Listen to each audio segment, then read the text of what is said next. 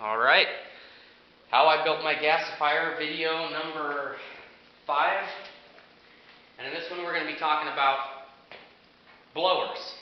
On my previous videos I kind of went into detail about how I built my blower. This is a 12 volt DC fan. I highly recommend 12 volt DC, especially in the event of like an emergency where you're using this to run a generator or something like that. 120 is not going to do you a whole lot of good if you can't plug anything in. So, for me, 12 volt DC was the only choice for a blower motor. Again, I built this snail drum. The motor is out of a little personal fan, what you'd find like in the cab of a big rig. Just had it laying around. The actual squirrel cage inside the snail drum here is it's a squirrel cage off of a heister or a forklift heater motor. At my work we have 22 very large forklifts, and we have quite a large supply of broken parts, one of those things being blower motors. And so these squirrel cages, they just throw them away. So basically I took one of the little squirrel cage fans off of the heister heater motor and I built a snail drum to fit. This is a 100% sealed unit. I've seen quite a few out there that weren't sealed units. While they were starting up their gasifier, you could see smoke literally pouring out of the thing, and it still works. They're still able to flare gas. I wanted it to be as sealed a unit as I could, so before I bolted this motor down, of course I applied silicone to around the center of the motor shaft, not touching the shaft because you don't want to glue the shaft closed or render it inoperable. But anywhere that there was a potential air leak got orange RGB silicone. And if you've seen my other videos of this running, flaring off gas, there's absolutely no smoke leak from any of this. Where you attach your fan isn't really critical. Obviously you want a suction in here. You want to pull the air down through your fire tube, through your plumbing system and filters, and come out to flare your gas. Where you put this fan isn't really critical. I recommend putting it as close to the end of your system as you can. And the reason I say that is if you could mount this fan on the top of the cyclone if you wanted to. The problem comes when, let's say this fan were mounted on top of the cyclone, you have it going, you can flare your gas up here. The problem is the gas you're flaring is only filtered by the cyclone at that point, or whatever filtering happens to be before the fan. So having this clear out at the end of my filter drum means that the gas I'm flaring is the same quality of gas that's going to be running in my engine. On top of that, if it's over here, on top of the cyclone filter, and you shut it off and you start pulling on your motor, well, you've got to pull that gas from wherever your fan stops through the rest of your system, through the sawdust drum, through your hose to get to your engine. So it's not impossible, but you will pull your guts out for a long time, unless of course you have an electric start engine. So I recommend putting this fan as close to the end of your system, as close to where your plumbing will hook up. My phone again. As close to the end of it as you can find. And for me, that just happened to be on top of my sawdust filter drum. One of the things I added at a later date after I got ready to hook up the motor was I added a ball valve above my T. This is my gas outlet T that'll run to my engine via a hose. I ran an 1.25 inch ball valve above that. So after I've got my gasifier running, I'm flaring off gas, I'm getting great quality gas, I'll come over and shut this ball valve. Then I open this ball valve to let my wood gas continue onto my engine. If you don't have a ball valve here, that's completely okay. I've seen a lot of people leave this open. If this is a sealed unit especially, it's okay. And they just cap the end, plug it, whatever you want to stuff in there, potato, I don't know. But again, you don't have to have this ball valve. The ball valves were a very spendy part of the gasifier build. Um, these are 3/4 inch ball valves. They're nothing special. They're just little brass housing ball valves. Nothing special. But these are 3/4. All of my plumbing to the generator is 3/4, and they were about $14 a piece. I bought 3 of them. Do the math. It's not the cheapest part of the gasifier build. In fact, it's probably one of the more spendy parts of the gasifier.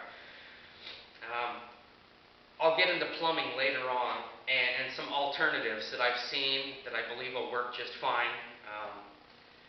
But on the fan, in the event that I recommend a sealed unit or as sealed as you can get it. I've seen a lot of people in YouTube videos use bilge blowers. And if you're not familiar with them, a bilge blower is just an inline blower. It's a 12-volt DC motor. Generally, they come in 3-inch and 4-inch and above. 3-inch is the smallest I could find them in town. But any boat shop, any place that sells boat supplies should have 12-volt bilge blowers. I've seen quite a few people use those bilge blowers. They seem to work just fine. One thing I would recommend is if you do go with a bilge blower, I mean, they're their own housing. You don't have to build a snail drum. I would definitely, in either your hot or your ground wire, I would wire in a rheostat or a potentiometer, basically a speed control, something you can raise and lower the voltage with to control the fan speed. Again, the whole idea of the fan is to create a downdraft, to pull oxygen in slowly through your burn tube, and you want enough oxygen to keep your charcoal bed alive, but not so much that you can actually ignite the wood, because the goal here is to break the wood down through pyrolysis, not to catch it on fire. So, in my opinion, a slower fan is better. People can argue that, and that's fine. I've seen some people build great gasifiers. Really nice build, really clean build. They had an incredibly powerful fan. They had great filtration, and the gas they're flaring off was really orange, really red, real tarry. And I think their problem was their fan was actually moving too much air. As that downdraft is occurring, it's pulling oxygen down the fire tube, and the heat is breaking down your wood or your biomass through a process called pyrolysis. I'm not really going to get into it, but basically it destroys the wood or biomass and turns it into gases. Well, because there's a downdraft, those gases, along with oxygen that's coming in very small amounts, is pulled down through your hot charcoal bed, and the charcoal bed further breaks the gases down. It removes more tars and things like that. So the longer amount of time the gas takes to get through that charcoal bed, the more tars that are going to be removed, the farther it'll be broken down, and the cleaner gas you'll have, meaning a slower fan. So the faster those gases move, the less time they're passing through that charcoal bed, the dirtier they're going to be. This, of course, is my opinion. You may disagree with me, but it just makes sense that it works this way to me. So the slower that gas is pulled down through your charcoal bed, the more tar that's going to be removed, the cleaner gas you'll have. So you don't need a monstrous fan. If you have a monstrous fan, great, but put it on some sort of speed control, voltage regulator, whether it's a rheostat or, potentiometer, or I believe I've even seen people use a 120 dimmer switch, like for household lighting. They're fairly inexpensive, and I believe they work on a DC motor. But that's about it for the fan. If you do happen to use a bilge blower, I recommend, the bilge blower is an inline deal, so it would be pointing straight up. Put some sort of at least a 1-foot little pipe in the end of it, because they are PVC. When this is flaring gas, I can hold on to it, and it's rarely above 70 degrees. Big blue flame coming out.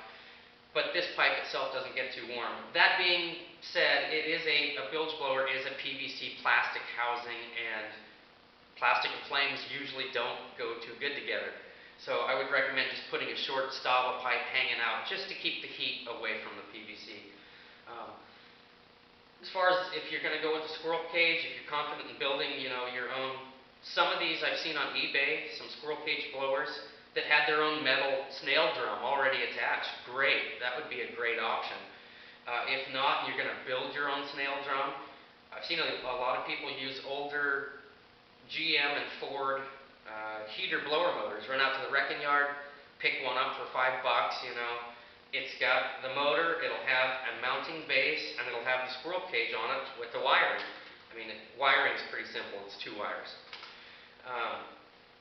So, if you're going to build one, I've seen people go that route, go get some old GM blower motors, and they work fine. They really do. Obviously, it'll put out a lot more volume of air because they're a much bigger motor to start with and a bigger fan.